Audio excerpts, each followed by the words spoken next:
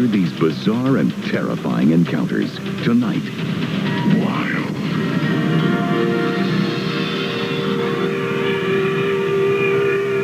What I basically did was I just used the camera as a defense mechanism. I was holding the camera out in front of me. And what he did is he kept coming closer and closer and closer. And what I would do every single time is just scream and yell, say, "Get out of here, bear. Go away, bear." And that seemed to stop him. Whenever I would scream real loud, he'd stop. Get out of here! All I had in my mind was trying to get back. And my brother was going to pick me up. That's the only thing that kept me going was I just got to make my way back. And luckily, the screaming and yelling seemed to stop him. I think if I wouldn't have screamed and yelled or stood my ground, I don't think I'd be here right now. The first scientist to explain and classify predatory black bear behavior, and the author of the book Bear Attacks, Their Causes and Avoidance, is University of Calgary professor Stephen Herrero. In 1967, I began formally recording records of bear attacks on people, trying to better understand the behavior and the way in which these situations could be avoided. And by about 1980, I realized that in the black bear data, there was a pattern. And in that pattern were incidents where bears apparently saw people, maybe silently followed them for a little while, and then attacked. And it was a pattern that really wasn't associated with injury before, because black bears weren't regarded as a species that even rarely preyed on human beings. Well, it turns out they do very rarely attack people with the idea of killing them and eating them. Fortunately, it's a very rare type of behavior, and one which can be reasonably easily recognized, and oftentimes the people can turn the tables on this incident and make it come out without injury to the person, provided they can recognize it as it unfolds.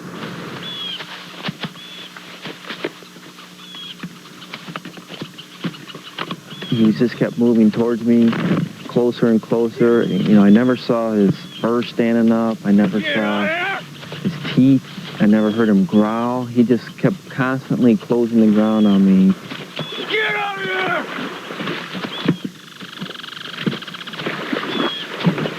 Get out of here, bear! I kept backing up. I was bumping into a lot of trees, blowdowns, and eventually I had to go into the water. And I was in the water up past my waist, still with the camera on. He's walking along the side there, and he kind of looked at me sideways, and he had that look in his eyes like, I'm going to get you, you little guy. But most of the time, I never really had direct eye contact with him. But that one time when he looked at me sideways, and I kind of looked at him in the eye, that was probably the scariest moment. This bear wasn't displaying any of the usual behavior that black bears do when they're feeling threatened and are just looking to increase their personal space. It wasn't making any noise, and it wasn't trying to intimidate Tom with aggressive displays. This bear was behaving in a classic predatory style. Like any good hunter, it was simply trying to get Tom as quickly and efficiently as possible.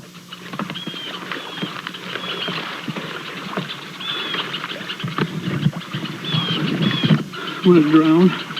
No! Get out of here, bear!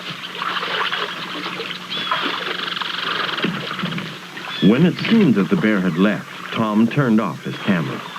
When he got out of the water, the bear returned, and the encounter continued for almost an hour. The bear chased Tom into the water once more before it finally left, and Tom made it back to the pickup spot.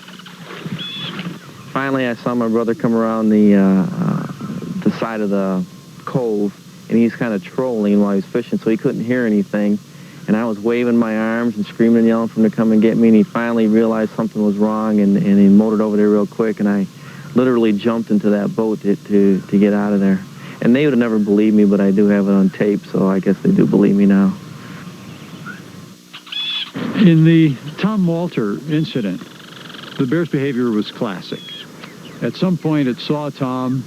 It decided, I think, to sort of find out what Tom was all about. And it approached him And I think it decided it was gonna go after Tom as possibly something to eat, and it just kept pushing. It kept pushing after Tom. And I remember particularly when he fell down or sort of backed away a little more, the bear was really right on top of him. And what Tom did that was so right was to stand up to that bear. And by standing up to it, it kept the bear just that few meters away. That was the difference between life and death for Tom.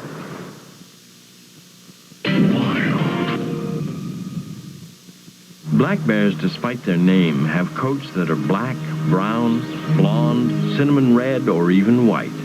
They can be recognized by their snout, which is shaped like a Roman nose, their short claws, and their lack of the shoulder hump that distinguishes the grizzly bear. They're found over most of North America. Someone has said, I'm not surprised that bears attack people, but I am surprised that they don't attack more people. Actually, it is interesting that large predators like bears and wolves hardly ever attack people. Why they don't attack people, I think, has to do with the thousands of years in which bears and people or wolves and people have coexisted. And in each case, the bears and the wolves have come up against a more aggressive and usually better armed species, human beings. And even with a sharp stick, 10 human beings acting as a group are a very formidable opponent. And when you put bows and arrows or spear throwers into it, or certainly when you put firearms into the equation, then those bears and wolves that have survived tend to be those that stay out of our way. Perhaps another reason for the long-term survival of black bears is that they will eat such a wide variety of foods. The proper term is omnivorous.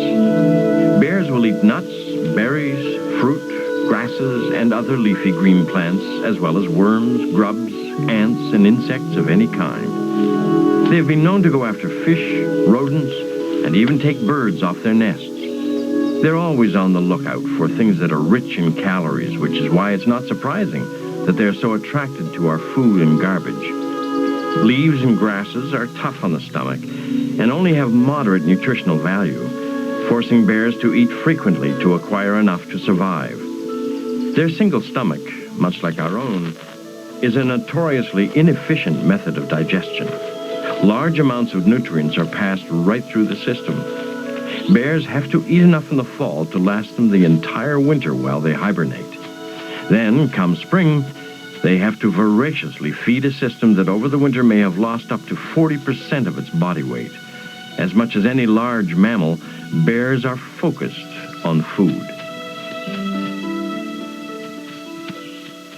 In the daily life of black bears, they are always on the lookout for high-calorie sources, things to eat that just pack the calories away. And one of those are things like dead moose or elk or deer. They often find them as carrion. That's what the bear's nose is all about, is being able to locate carrion and other sources of food. And sometimes black bears will hunt live prey. They're not terribly good at it in general, but there are some specialized circumstances in which they can be quite good. And one of those is during the calving season, when the moose or elk or deer are having their young. Then black bears spend a lot of time sniffing their way through the woods or the meadows, trying to pick up scent that's deposited by the newborn.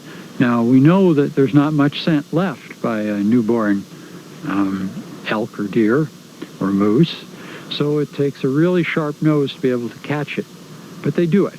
And once they get that scent, then they trace it down to its source, and even though the animal will run at the last minute, bears are usually capable of catching them over the short haul and killing and eating them. In Algonquin Provincial Park in Ontario, when over a 15-year period 5 people were killed by black bears, authorities commissioned an exhaustive study of the park's bear population. Heading the ongoing research is wildlife biologist Mike Wilton. Two interesting facts came to light in doing some backgrounding for this project. One was that in instances where black bears attack humans, invariably it's a male bear, and it's usually a large male bear, somewhere in the 300-pound plus range. Now, the other thing was that virtually nobody's done any research on large adult male black bears in North America, because they're primarily interested in the reproductive segment of the population, which is the females and the females with cubs. The study's field researcher is Jeremy Inglis. Well, since the fall of 1991, we've radio collared 18 male black bears from 300 pounds to over 400 pounds, and from age about 7 to 19 years of age. We generally don't have more than 6 or 7 on the air at one time, and the reason for that is that they're so hard to keep up with. These guys stay in a fairly small area through the breeding season, but after that, they disperse and they wander, and they can go over 1,000 square kilometers. The radio-collared bears led them into new territories of research, including confirmation that black bears will hunt moose calves, even though female moose will use their sharp front hooves to vigorously defend their young. Some of the calves, one calf in particular, weighed 120 pounds, which, of course, if you think of it, is larger than a lot of humans. So what this indicates is that black bears are capable of taking a prey equal to or in excess of the size of a lot of average-sized human beings. On the Friday of the Thanksgiving Day long weekend in 1991, a couple from Toronto set up camp on Bates Island on Algonquin Park's Lake Opeongo. They didn't show up to work at the beginning of the next week, and on the following Wednesday, the staff at Algonquin Outfitters was notified. Jerry Schmanda was on duty and recalls what went on that day. First person on the campsite was Chris Sohani. He came up looking to see where these people were because they'd been missing for a couple of days. Chris came up with a water taxi, took a look at the boat that was on shore. From the water, he looked up and saw a couple of grocery bags, just brown paper bags full of groceries, untouched, sitting by the shore. There was a tent set up behind me to the left. Chris took a look around and realized almost immediately that there was something wrong, that these people had been camped here for a few days, and yet it didn't look as though anyone had actually been camping. He called out their names. He felt the stove to see if the stove was still warm. He was sort of looking for clues to see what had actually happened or what was going on. Chris said as soon as he got on the campsite that he had realized that there was something was wrong. It was a feeling that he had inside that it wasn't natural what had happened here, that he couldn't put his finger on it. He radioed back immediately, mentioning that possibly it was a double murder or a murder-suicide. That's how strong a feeling that he had. Not finding anyone here, he radioed back to the store and then just packed up and left the campsite. When we came back to the campsite, there were 2 police officers, 2 parks people, Chris and myself. We followed around the campsite looking at the camping equipment that was scattered, went along the beach, and from the beach up into the woods was a drag mark, much like something had been physically dragged up into the woods in that direction. The drag marks led us to this area. We were walking 6 across, just looking for any indication as to what had happened. When we got up to this spot, the gentleman was lying face down on a pile of leaves. He had a nylon web belt still around his waist, and his clothing had been taken. Shirt and pants had been dragged down over his ankles. His calves were partially eaten. Someone looked up on the hill, pointed that they thought they saw the woman, and almost on cue, the bear woofed. The police officer asked us for safety reasons immediately to leave the area, and we left. Soon afterwards, a team with high-powered rifles searched the island while boats were stationed offshore to prevent the bear from swimming away. The bear was found near the bodies of the 2 victims, which it turns out were fairly close together. It had been feeding on them for 5 days. One interesting aspect of the Bates Island incident is that the bear ignored the people's food and went after the people. And that's consistent with this type of incident where the bear has decided to risk it all for something really big. I mean, obviously, a whole person is a lot more than a bag of groceries. And in this case, that switch had been flipped on the bear, and so it ignored the food and went after the people in a very persistent, aggressive manner. The Bates Island bear behaved exactly as it would have if its victims were any of the other prey species that bears sometimes hunt and kill. Unlike most predators, black bears won't eat the hide of another animal and will carefully peel it off, exactly as this bear had done with the clothing of its victims. And like this bear, they will also bury the prey under leaves and debris to protect their prize. Algonquin Park's head naturalist is Dan Strickland. A lot of people ask, what was wrong with the Bates Island bear? That's the way they try to go about trying to understand what happened there. But really, when you stop and think about it, there's no reason to think that there was anything wrong with the bear. And certainly the examination of the bear failed to find anything like rabies or any other pathological condition that might have accounted for its behavior.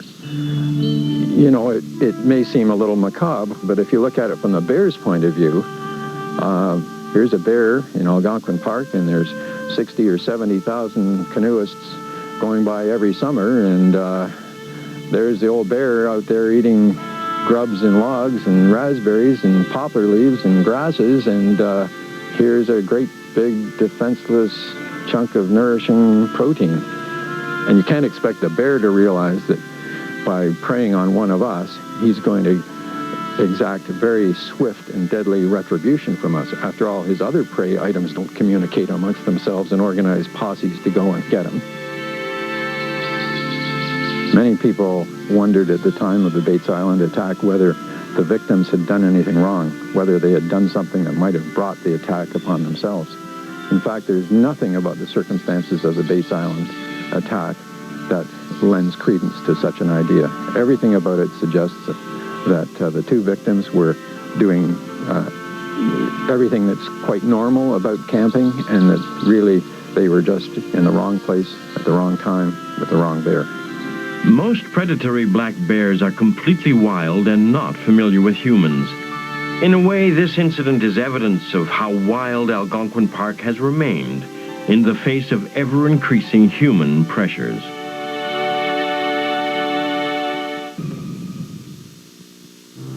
Predatory black bears pick their victims based solely on opportunity. They're not attracted by menstruating women. They're seldom garbage-eating bears that have graduated to bigger things. They're usually wild bears that watch for a while, follow, and then make a run at their intended victims.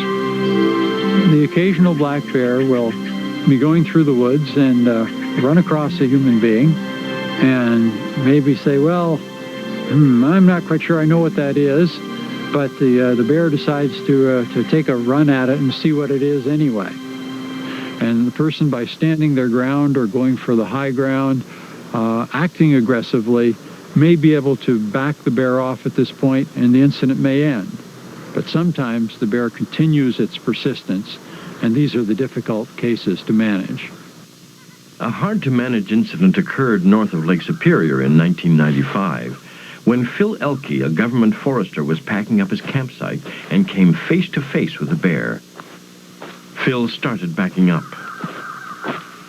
I was backing off down an inclined hill that I just climbed up towards the lake.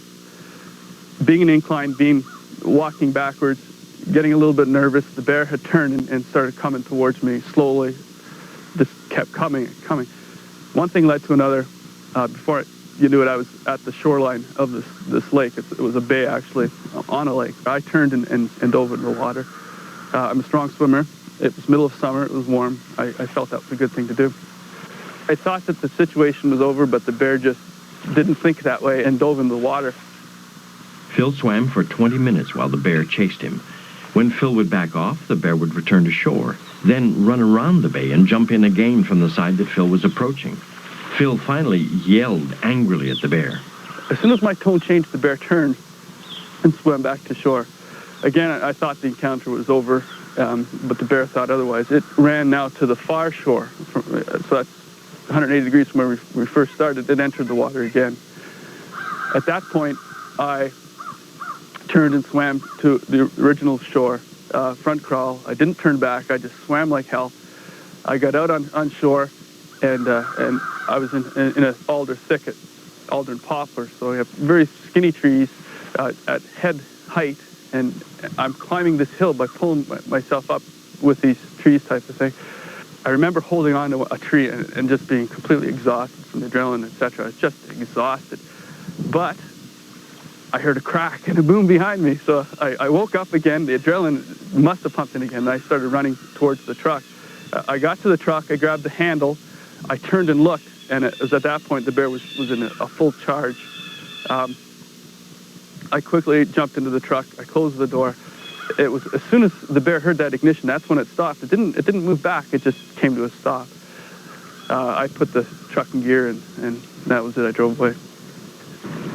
During Phil Elke's encounter, again, you had a classic, potentially predaceous black bear situation in which the bear just did not give any hint of being willing to give up. And again, he did the right things. He kept his focus. He kept trying different ways to keep the bear at bay, to put some distance between himself and the bear without turning around and running, so that he exposed himself to attack from the rear. And finally, he made it to his vehicle, or a place of safety, which is, of course, what the happiest outcome could have been in this situation.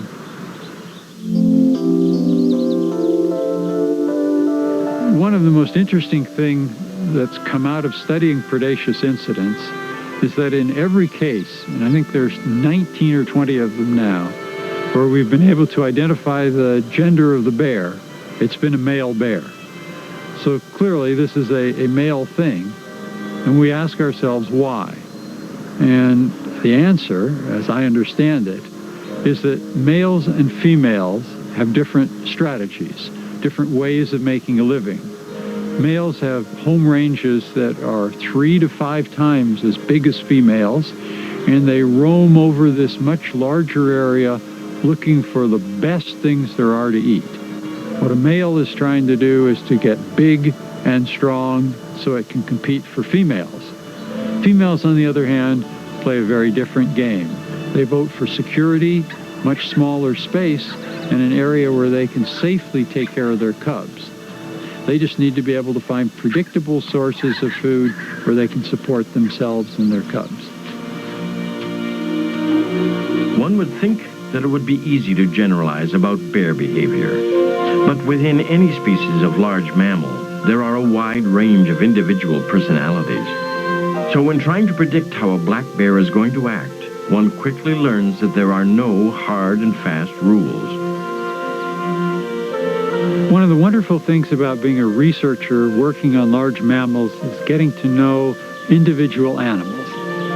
One way of trying to understand the variety of bear behavior and the complexity and individualistic nature of it is to think about it in human terms. Let's say you're walking down a dark alley, and all of a sudden someone comes up from behind you and grabs you. Some people are going to faint. Others will turn around swinging.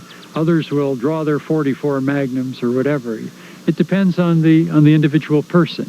And bears are like that too. Each bear has its own personality because it has its own genetic diversity. It also has its own unique set of experiences that it's had around people, and that, of course, strongly influences how a bear is going to act. And then it has its own genotype. So just like human beings, you get these genetic environment interactions that we never really completely understand, but we understand enough of to be able to predict behavior in terms of broad categories. But in certain individuals, at certain times, they can sequence it in quite unique and fascinating ways. Unlike grizzly bears, female black bears will almost never attack to defend their cubs. But researchers have learned that there are no set rules when predicting bear behavior. One such unique experience was had by Irene Govis, a registered nurse from North Bay, Ontario. She lives with her family in an area surrounded by bush. In 1991, she was walking through the woods with her 2 children and one of their friends. So we're going walking down the pathway, and I see these ears, dark brown ears, peep through the bush, and I thought, I'm hallucinating. That's not happening. And sure enough, as I take a closer look, a bear pops out, and she had her little cub off to the left-hand side of her. And I screamed to Zachary, "Stay where you are, Zach. There's a bear in the bush. Hide." And as I had said that, the other little girl that was with us, Natasha, had took off in the direction we had came from, running and screaming. Nevin started to scream. I hit her by the hand, and I grabbed her hand and turned around. And just as I had turned around, the bear came at me, grabbed my backside, and pulled me down, and I was on the ground. Then I remember my mom grabbing me when she saw the bear, and she started running, and then when she got bit, I kept screaming and screaming, and I wouldn't leave. The bear grabbed me by my buttock and threw me onto the ground and started ripping and tearing at my bum and clawing at my back. She had made lots of angry noises. She was really, really agitated that we were there. I sensed that right from the beginning. The attack was very forceful. I'm about 145 pounds, and she threw me down with no problem at all. She also kept picking me up by the butt and shaking me as though I was a rag doll. When my dog got towards the area, she let me go for a couple of seconds, and at that point, that's when I tried to grab Nevin and pull Nevin down. And the dog and the bear had a confrontation. As soon as the bear noticed that I was moving, she lunged back towards me, grabbed me by the back of the leg, and dragged me back to the same spot. It was very evident that I had to stay down and stay quiet. And Nevin was screaming and yelling the entire time, and I couldn't get to her to calm her down. And I had this sense that if Nevin was quiet, this bear would go away, but I couldn't get to her. After their confrontation, I didn't know whether the dog was dead or not. The bear lunged immediately for Nevin. She grabbed Nevin by the neck and threw her down, and then bit her in the leg. And as soon as Nevin was on the ground, she was only a couple of feet away from me. I threw my body on top of hers and grabbed her and told her to be very still and be quiet, pretend you're dead. And as I was saying that, I slowly turned around to look to see if the bear was there. She was gone.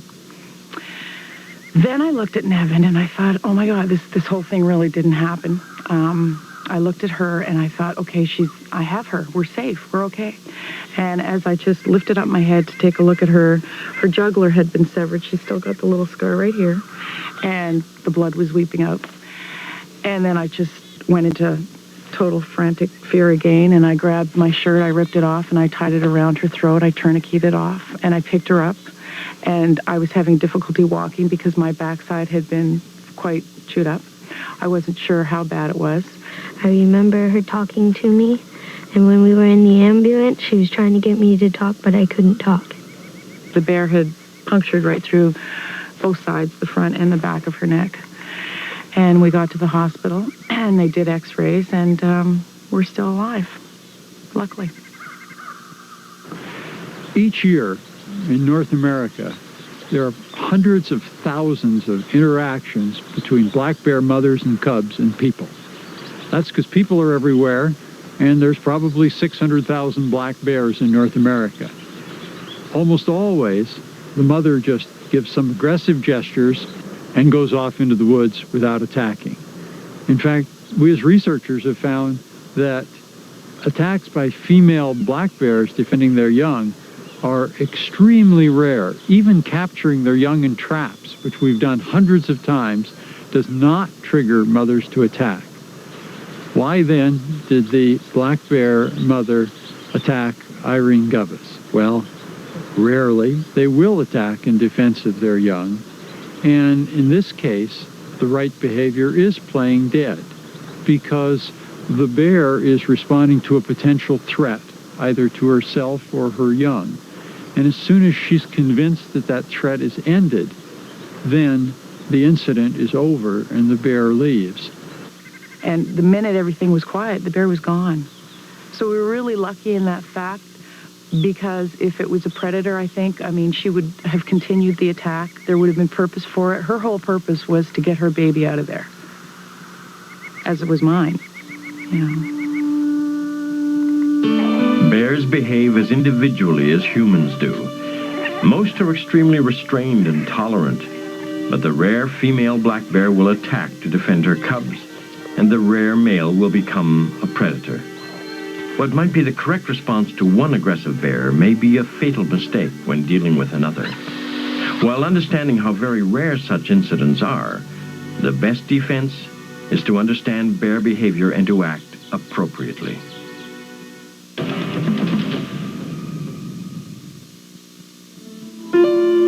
Black bears generally avoid confrontations with humans or even other bears.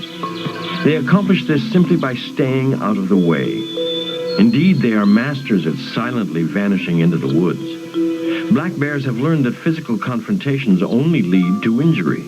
So when they feel threatened, they have developed an entire language of aggression designed to scare off an intruder without having to resort to physical violence. In a typical aggressive encounter with a bear, and again, most encounters aren't aggressive, but in a typical aggressive encounter, a person is walking through the woods and all of a sudden hears some loud explosive noises such as or sees the bear running at them and then swatting the ground a couple of times. There's no mistake what message the bear is trying to convey. The bear is telling you, back off, I feel threatened, I want some distance here.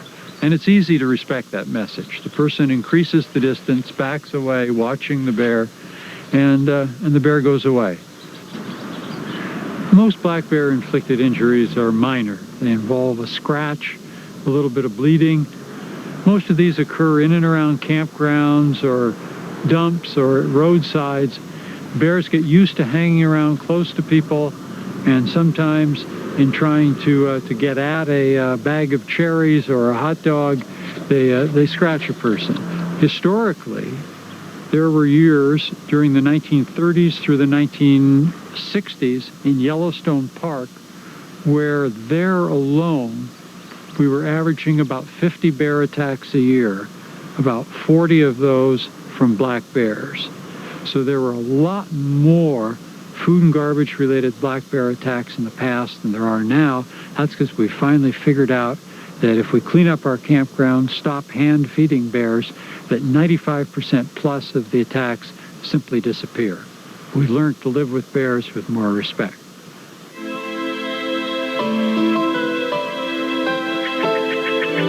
In northern British Columbia, just south of the Yukon border, the staff at Liard River Hot Springs Provincial Park face a bear problem that is, in some aspects, quite unique. The local black bear population not only has to compete with grizzly bears, but they also have only 5 months to eat enough to last them for 12 months. The problem confronting the park managers is black bears are attracted to the park for the same reason the tourists are. The park was established to protect an idyllic set of hot springs. The hot springs produce a mineral-rich soil which is ideal for dogwood berries and high-bush cranberries. For 2 weeks every year, black bears come to the park to feed as they've done for millennia. Lana Cernialo is the author of an exhaustive study of the park's bear population. By mid-August, these berries, around August 10th, these berries are ripe. And these berries are extremely important for bears. They're a major food source, and they occur in abundance around the hot springs. And this is when your bear encounters and sightings for this park really start to skyrocket. Visitors are reporting bears basically all throughout the day and into the evening. As the black bears are generally predictable, so too are the 200,000 visitors who travel down the Alaska Highway every year to visit the park. To prevent the local black bears from becoming garbage dependent, the park has recently installed bear-proof garbage cans throughout, as well as enhancing their visitor education program. Some physical changes to the park were also necessary. Don Roberts is the district manager for BC Parks. This used to be very dense vegetation in here, so much so that bears would be feeding in here at times when children were playing in the playground. To alleviate the potential hazard there, you can see that we've removed much of the vegetation. So in fact, we removed the habitat that the bears were attracted to, and thus alleviating any potential hazards here for the children playing in our playground.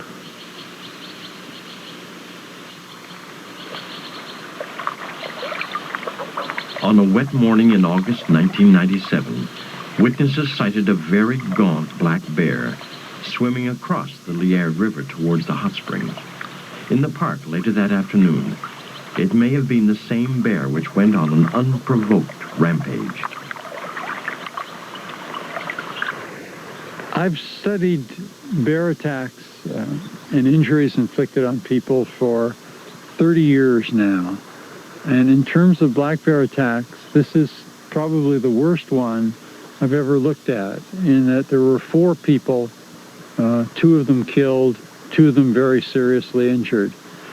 The extent of the aggressive behavior in this incident and the number of people injured make it quite unique. Something was seriously wrong with this bear, which caused it to act in, I think, what can only be described as almost an insane manner. The first 2 victims were a Texas woman and her 10-year-old son. They had stopped along the boardwalk between the 2 hot springs to look at some plants and flowers.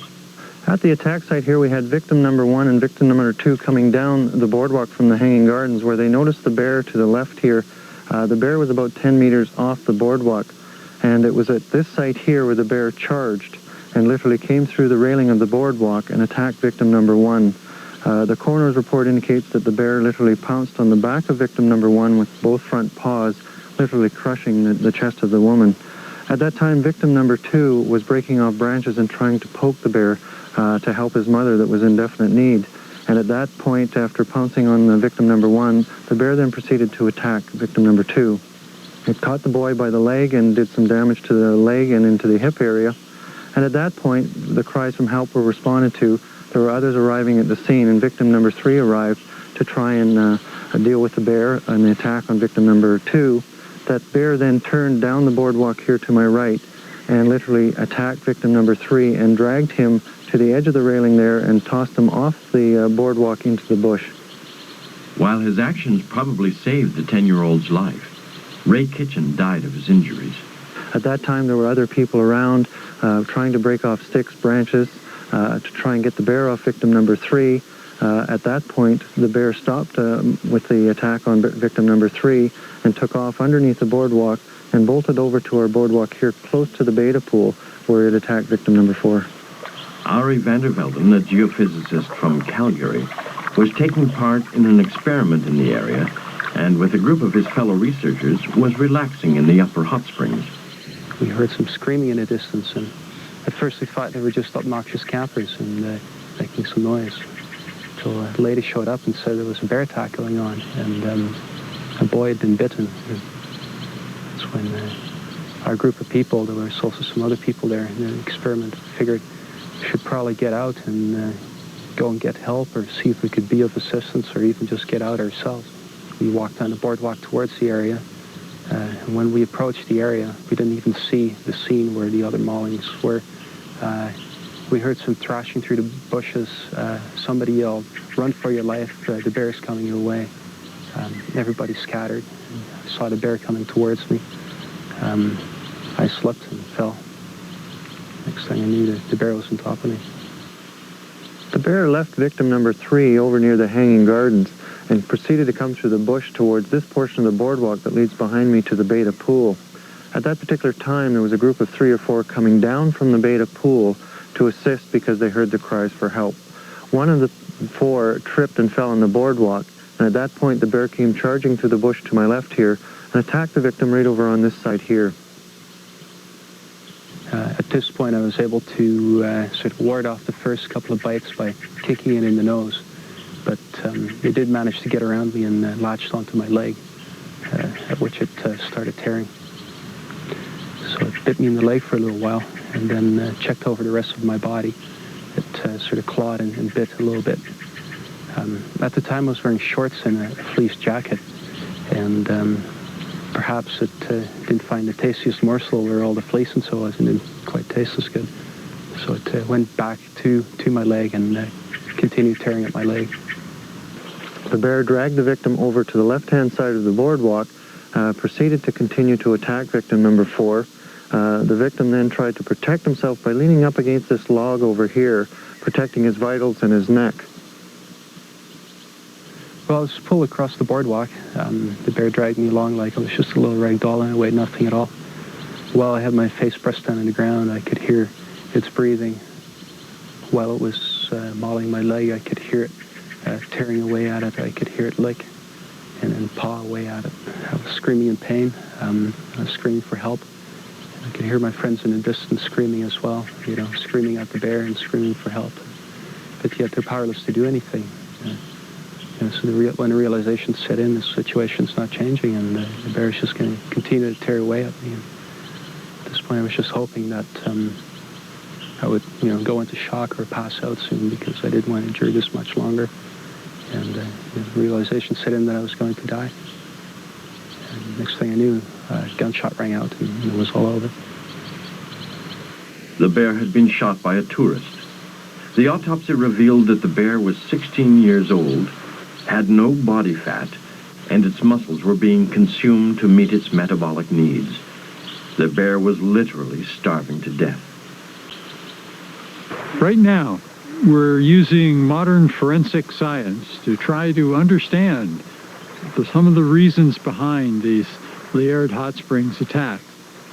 It's important to know whether this was a bear that just came out of the wild and happened into Liard Hot Springs, was starving to death and attacked the people, or that this is a bear that was somehow created by human circumstance as a result of feeding on food and garbage for most of its life in nearby dumps, which were recently closed.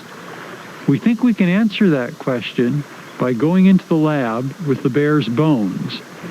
Once we compare the bones from the bear that attacked the people at Liard Hot Springs with bears that are known to have fed on garbage and with bears that are known to have had natural diets, then we may know a little bit more about just why this bear attacked. Right now I can walk with a cane, and it seems to be going just a little bit better every day. And this winter I hope to get out and do some maybe light cross-country skiing, so perhaps next summer I'll be doing some light hiking. As humans visit bear habitat in ever-increasing numbers, the challenge facing the managers of all wilderness areas will only become greater. So what do you do in the very rare event that a black bear is seen silently stalking you and getting closer? Black bears can climb trees extremely well, they can swim, and they can run faster than the fastest human, even down hills. They can even be powerful enough to rip open the locked trunk of a car. So in a potentially predatory situation, the answer is to confront aggression with aggression. So let's take the most common situation, which is a person just out for a walk and perhaps not armed with anything. And there's a bear that's been persistently following and seems to be bearing in on you, and shouting at it is certainly the first line of defense. Indeed, you've got to establish your dominance over that bear. And while that sounds very difficult, and indeed it can be fairly difficult, it's not an impossible situation. You do that by going for the high ground, grabbing a stick and beating it on the ground, throwing a rock at the bear, anything you can possibly use as a weapon, you use to make sure that bear doesn't get the upper hand and come in and try to knock you down and attack you. One need not be a prize fighter or a huge male in order to do this. I think of one instance in British Columbia where a 10-year-old girl was being persistently followed by a black bear. Finally, she ran the last 10 feet into a cabin and slammed the door. The bear ran after her and broke the door down and was coming right after her. She had the forethought to see boiling water on the stove, which she grabbed, threw in the bear's face, and that was enough to turn the bear around that ran from the cabin. That girl saved her own life, and other people can do the same, certainly if a 10-year-old girl can. Black bears aren't teddy bears, but it would also be wrong to think of them as mindless killers. Like humans, the true nature of bears is somewhere in between. If we value the wilderness, we must value the wild things that live there, and black bears are a truly magnificent part of it.